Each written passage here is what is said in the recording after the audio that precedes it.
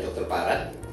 Video kali ini saya akan menjawab pertanyaan dari Supriyadi ya.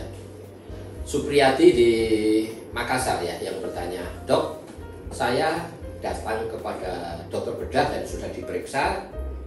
Katanya basir saya derajat 2. Gejala saya, anus saya panas ya. Anusnya panas, kemudian diperiksa ke dokter bedah, dibilang basir dalam derajat 2. Apakah bisa dipilah ya?" Saya akan jelaskan begini ya. Tetapi sebelumnya saya mengingatkan teman-teman yang mau bertanya pada saya, silahkan tulis di link Tanya Dr. Paran. Saya akan jawab dan upload di channel YouTube Tanya Dr. Paran. Dan bagi teman-teman yang mau diskusi bersama saya, ikuti Insight with Dr. Paran setiap Rabu jam 10 pagi ya. Undangannya ada di Instagram DR Paran. 1-2 hari sebelumnya saya upload ya. Kembali pada Supriyadi di Makassar yang anusnya panas ya. Anusnya panas, kemudian dia periksa ke dokter bedah, dibilang ini basir dalam derajat 2 ya. Saya akan jelaskan begini. Gejala basir dalam yang pertama ya bisa panas, perih ya, berdarah ya.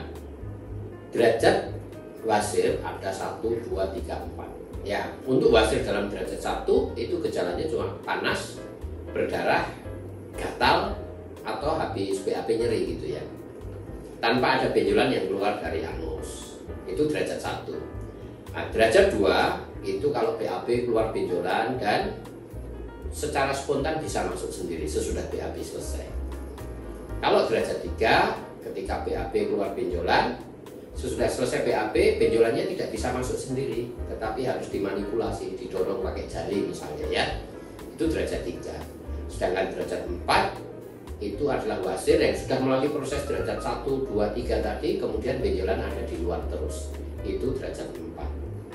Nah, Supriyadi anusnya panas, kemudian ke dokter bedah dibilang derajat 2. Padahal derajat 2 itu kalau BAB keluar benjolan yang bisa masuk sendiri ya, tetapi oke lah, tidak jadi masalah karena penanganannya sama saja.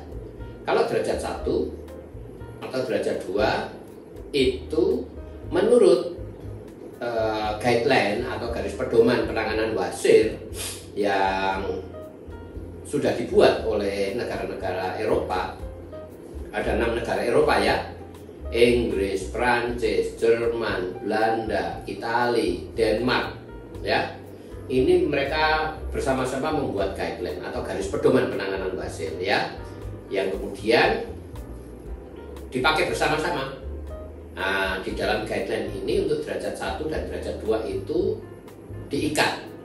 Tapi tentunya sudah harus modifikasi diet dan lifestyle. Modifikasi diet itu ya nggak boleh BAB keras. Ya, caranya dengan banyak makan sayur, buah, cukup minum, dan modifikasi lifestyle-nya. Nggak boleh ngeden kuat-kuat, nggak boleh ngeden lama, nggak boleh nongkrong lama ya, BAB lama, nggak boleh juga sering-sering BAB. Jelas ya? Dan olahraga cukup ya, supaya motilitas usus atau gerakan usus besarnya cukup baik ya. Jadi sesudah modifikasi diet, lifestyle, kemudian obat, nggak mempan, derajat 1 dan derajat 2 dilakukan pengikatan ya. Kalau tadi Supriyadi apakah bisa dipilah ya? Bisa dipilah ya. Pilah itu alatnya, alat suction rubber band ligation, alat cara mengikat basir ya, yang saya buat untuk masyarakat Indonesia yang menderita basir, dan dibuat juga supaya teman sejawat saya dokter bedah bisa melakukannya dengan simple ya, dan efikasinya baik ya, atau apa ya efikasi itu ya, ya menurut guideline dari Eropa ini derajat 1 derajat 2 ya diikat ya. Jadi pertanyaan Supriyadi tadi, apakah bisa dipilah? Derajat 2 bisa ya, walaupun gejalanya kalau saya lihat hanya derajat 1 ya, karena hanya panas saja. Tapi apakah bisa dipilah? Derajat 1, derajat 2 itu diikat ya. Pilah itu platform mengikat basir atau rubber band ligation. Jelas ya? Jadi apakah bisa? Bisa. Nah, untuk derajat 3 dan derajat 4 menurut guideline adalah operasi excisiohemorrhoidectomy atau operasi konvensional. Kalau derajat 3 operasi konvensional lini pertamanya pasiennya menolak, ya alternatif pertamanya adalah HALRAR atau Doppler Guided Hemorrhoid Artery Ligation. Kalau di Indonesia yang terkenal HALRAR ya. HALRAR itu alatnya saja, tetapi platformnya adalah Doppler Guided Hemorrhoid Artery Ligation dengan rectoanal repair atau dulu namanya mukopeksi ya, mukopeksi ya. Kemudian alternatif keduanya baru stapler untuk derajat 3. Jelas ya? Nah, sedangkan untuk derajat 4 itu operasi konvensional lini pertamanya alternatifnya hanya satu, yaitu stapler. Jelas ya? Tetapi kalau derajat 3 dan derajat 4 ini tidak mau operasi, yang saya sebutkan tadi baik yang lini pertama maupun alternatifnya, atau ada kontraindikasi tindakan operasi baik lini pertama maupun alternatifnya, kembali untuk derajat 3 dan derajat 4 mengikat rubber band ligation. Jelas ya?